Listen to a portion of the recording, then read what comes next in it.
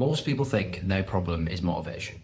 They tell themselves, if I just had more of it, then I'd finally lose the weight, train consistently, stick to my diet. But here's the truth. Motivation is not your problem. It's a classic case of what got you here isn't going to get you there. Because motivation can get you started, but it only gets you so far before you have to switch to another fuel. It's not meant to keep you going all the way.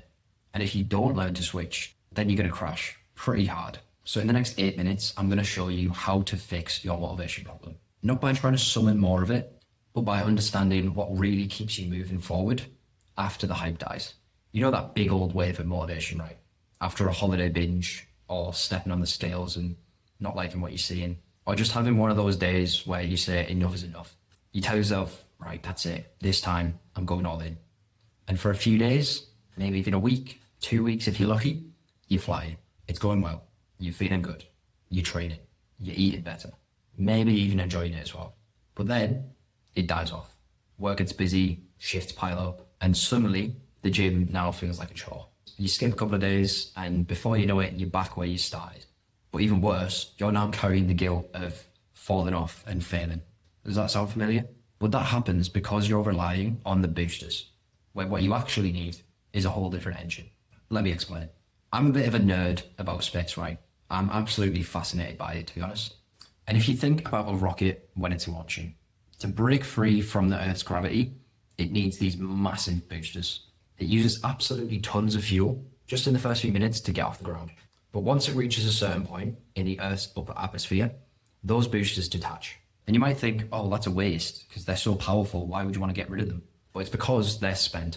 They're not designed to take the rocket all the way to its final destination. They're literally just for getting the rocket to a certain point. And at that point, the rocket switches to a more efficient, smaller engine that is designed to take it from where it is now to the end point. And motivation works exactly the same. It's extremely powerful at liftoff. You'll know that if you've ever had those big surges of motivation and you want to just lock in and sort your life out. But it burns out and it gets used up really, really fast. And if you don't have that second engine, a plan, systems, proof of progress, then you're going to stop. And that's why so many chefs, bartenders and managers, people I work with, start strong, but then fall off. They really want change and they get going, they fail and they fall off. And that leads into the whole start and stop cycle that seemingly never ends. But it's because they're stuck relying on just the boosters, that huge engine that only gets you so far, willpower and motivation. And they don't have a different engine to switch to. So what is the second engine then? Progress. Not the motivational quote kind, not hype, but real measurable change and results. And that might sound counterintuitive. Don't you need motivation to start doing the work to then see progress? Well, you might think so, but one of my clients, Sean, proved this perfectly. He tried like a dozen programs before. Always started strong, but always fizzled out. That classic start and stop cycle. But when we began tracking his workouts and his body weight and his progress photos, everything shifted.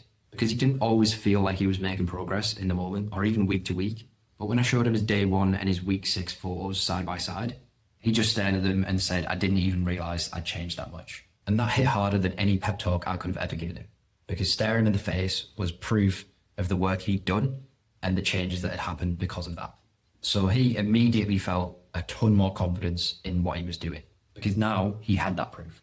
He believed it was working, and belief creates momentum. So yeah, he switched from the motivation engine to the progress engine, which is going to sustain him for the long term. But where Sean was is where a lot of people actually get stuck.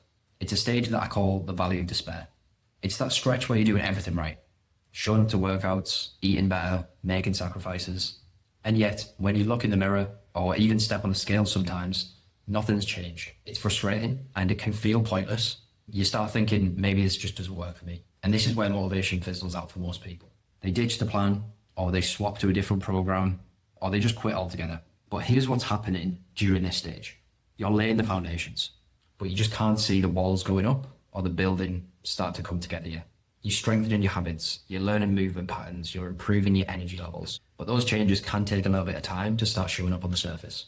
But the only way through that valley is by having a plan and trusting that plan enough to stay consistent and stick with it, even when the results aren't immediately obvious. Because we all love to mess with things when they aren't clearly working. We tweak the workouts that we're doing, we swap new exercises in and out, We try out these shiny new things we see on Instagram or TikTok, but all of that does is muddy the waters. And the trust in that plan only really comes from clarity, from tracking the right things, from comparing your own progress over time, not just stepping on the scales once a week and hoping for a miracle. So here's what I tell every single one of my clients. Make your progress as obvious as possible, because the more clearly you can see that, the quicker you get across that valley. And at that point, the other engine can take over. So that means taking progress photos monthly, or even more often, with the same lighting and the same angles, that kind of thing. Tracking your lifts and reps in the gym, and weighing yourself consistently, looking at trends instead of daily spikes. And then set a monthly reminder to compare them, or even every other week. Because the moment you see those results starting to stack up, that's when the new engine kicks in. And suddenly you don't need motivation anymore, because you've got proof, and that drives you forwards. So the key to fixing your motivation isn't some shortcut or hack. It's having things set up right and just understanding the journey and what to expect. It starts by having a decent plan in place and trusting and committing to it for a period of time, even if the results aren't immediately visible. So the next time you get this massive wave or surge of motivation, use it in a smart way. Start following a plan and trust the process. But also understand that your biggest obstacle is probably going to be the valley of despair, the time where you're laying the foundations but not quite seeing the results just yet. And if you can keep pushing through to the other side of that and make it easier for yourself by making your progress as obvious as it possibly can be, then you will break through. You'll see your progress and the results, and you'll switch engines. And at that point, you're not relying on motivation anymore. So if you are stuck in that loop of starting strong and then falling off, it's not because you're lazy or that you lack discipline. You're probably just stuck with the wrong engine.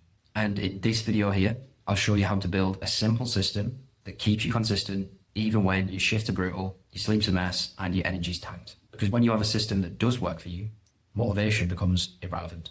You don't need it. So I'll catch you in the next one.